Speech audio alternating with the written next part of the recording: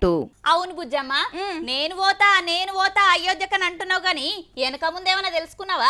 నా వెనుక నువ్వు ఉన్నావు గారా, నువ్వే చూసుకోరాదు, ఇద్దరం కలిసిపోదాం. అయ్యో, తీర్థం పోవాలంటే ఊకనే అనుకున్నావు. నేను కాశీకి పోయినప్పుడు నెల రోజుల ముందే పయనమైన తెలుసా? నువ్వంటే ముసలి దానివైతివి, తీర్థయాత్రలు తిరిగిన ఎక్స్పీరియన్స్ ఉన్నదానివి, నాకేం తెలుసు చెప్పు చిన్న పిల్లను. ఇక చూడుండ్రి, సాయం అడిగే పద్ధతి గిదేనా? చేసేటోళ్ళకు కూడా చేయబుద్ధి కాదు గిసొంటి ఎచ్చిడి మాటలు వింటే. నేను ముసల్దాన్నట. సరే సరే తీగాని మనసొంటోళ్లకు అయోధ్య రామయ్య దర్శనం ఎప్పటికెళ్ళట్రా? అందరూ తయారైతున్నారా నుల్లా? అయోధ్య బాట పడటానికి ఎదురు చూస్తున్నారా? ఇయాల్టి కంటే పత్రికలు ఇచ్చిన వాళ్ళకే ప్రవేశం గాని రేపటికెళ్ళి సామాన్యులకు కూడా దర్శన భాగ్యం ఉన్నది. ఇక అయోధ్య గుడి అభివృద్ధితో పాటుగా వచ్చే పోయే తోవలు రానుపోను తోవల ఏర్పాట్లు కూడా గట్టిగానే చేసిర్రు.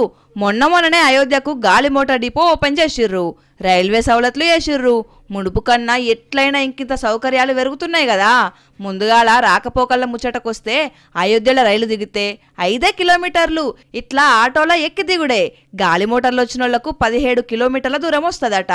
ఇక గుడి దర్శనం ముచ్చటకు పోతే పొద్దుగాల 7 గంటల నుంచి 11:30 దాకా తెరుస్తారు. మళ్ళా మాపటి జామ్ 2 గంటలకు తెరిస్తే రాత్రి 7 గంటల దాకా గుడి తలుపులు తెరిచే ఉంటాయన్నట్టు.